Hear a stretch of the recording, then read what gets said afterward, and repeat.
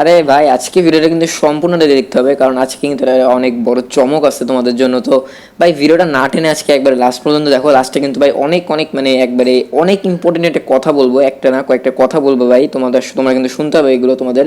And এগুলো না শুনে ভাই তোমরা যদি ডিসকর্ডে যে ভাই বলো যে ভাই আমার গেম ডাউনলোড হচ্ছে না, গেম খেলতে পারতেছি না ভাই, তাহলে কিন্তু হবে না। অবশ্যই কিন্তু লাস্টের টুকু তোমাদেরকে দেখতে হবে।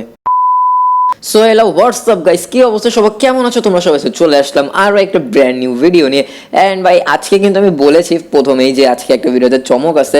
অ্যান্ড তোমরা অনেকেই হয়তো ভাবতেছো ভাই কী চমক কী চমক, বা অনেকে ভাবতেছো না, ভিডিওটা থাম্বনেল দেখে তোমরা বুঝে গেছো। আজকে ভাই আমি তোমাদেরকে কনসোল কীভাবে ওপেন করবে এবং তোমরা গেমের মধ্যে কীভাবে রাত দিন করবে, কীভাবে ট্রাফিক বাড়াবা, মানে সব কিছু আমি একবারে কিন্তু বলে দেবো।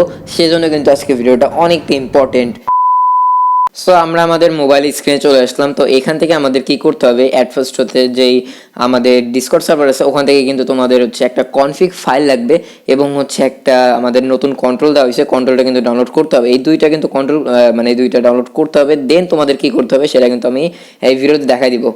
ওইগুলো ডাউনলোড করার পরে তোমরা চলে আসবে উইনলেটরে। দেন হচ্ছে আমাদের এই যে কন্টেনার দেখতে পারতেছি, এটা হচ্ছে সিম্পলি আমাদের এখান থেকে প্লে করতে হবে। অ্যান্ড বাই ওইটা কিন্তু ওই দুইটা ফাইল কিন্তু তোমাদের ডি ড্রাইভ অর্থাৎ ডাউনলোড ফোল্ডারের মধ্যে রাখতে হবে। তো এইখান থেকে আমরা দেখতে পারতেছি আমাদের হচ্ছে সেই config.cfg, তো এটাকে হচ্ছে আমাদের কপি করতে হবে। অ্যান্ড কপি করার পরে আমাদের চলে যেতে হবে ডকুমেন্ট, দেন হচ্ছে ইউরো ট্র্যাক সিমুলেটর 2। এখানে ভাই আমাদের আর কোনো ফোল্ডারের মধ্যে ঢুকতে হবে না। এখানে আমরা দেখতে পাচ্ছি আগে থেকে একটা কনফিগ ফাইল আছে, তো এখানে আমাদের সিম্পলি পেস্ট করতে হবে। দেন এই যে রিপ্লেসে ইয়েস দিতে হবে। তো করলে আমাদের ভাই এখানে কিন্তু কাজ শেষ, মানে আমাদের এই যে পেস্ট করি বা রিপ্লেস করি এখানে কিন্তু এগুলো কাজ শেষ। দেন আমাদের আবার গেম ফোল্ডারে যেতে হবে, দেন দেন সেই 864 দিয়ে আমাদের গেমটা রান করাতে হবে। তো ভাই রান করানোর পরে যে কাজগুলো আমি তোমাদেরকে গেমটা রান হওয়ার পরে দেখাবো। সো কারণ আমরা কিন্তু চলে আসছি আমাদের যে গেমে। এই দেন ওখান থেকে আমরা ড্রাইভে ক্লিক করলাম। তো ক্লিক করার পরে হচ্ছে আমাদের এরকম লোডিং নেবে। তো লোডিংটা হয়ে যাক, তো আমি তারপরে হচ্ছে তোমাদেরকে দেখাই দিতেছি তোমরা কী করবা। সো একটু টাইম নিতেছে ভাই লোডিং হইতে। সো এই যে আমাদের কিন্তু লোডিং শেষ, আমরা কিন্তু গেমের মধ্যে চলে আসছি। দেন আমাদের ব্যাক বাটনে ক্লিক করতে হবে, আমাদের যে কন্ট্রোলটা আমরা দিছি ইনপুট কন্ট্রোলসে যাইতে হবে। দেন ডিসেবলের পরে ক্লিক করে ETS2 মোবাইল নামে একটা কন্ট্রোল আমরা নতুন বানাইছি, এটাতে ক্লিক করলে আমরা এরকম দেখতে পারবো। এটা তো আমাদের গাড়িটা আমি আগে স্টার্ট করে হচ্ছে সাইডে নিয়ে যাচ্ছি, তারপরে তোমাদেরকে দেখাইতেছি। সো এই যে আর কি ভাই গাড়িটাকে সাইডে নিয়ে আসলাম, রাস্তার মাঝখানে ছিল, কোন গাড়ি এসে কখন ঠুকে দেবে তা নেই ঠিক। সো যাই হোক, এখন আমাদের যে মেইন কাহিনী আমাদের দেখতে পারতেছি এই যে এই পাশে একটা বাটন আছে, এখানে ক্লিক করব। ক্লিক করলে কিন্তু আমাদের যে কনসোলটা ওইটা কিন্তু ওপেন হয়ে যাবে। দেন আমরা আবারও একবার ব্যাক বাটনে ক্লিক করব, করে এই যে উপরে কিবোর্ড এটা আমরা সিলেক্ট করব, এটা সিলেক্ট করলে আসবে। তো এইখানে ভাই আরও একটা কথা আছে।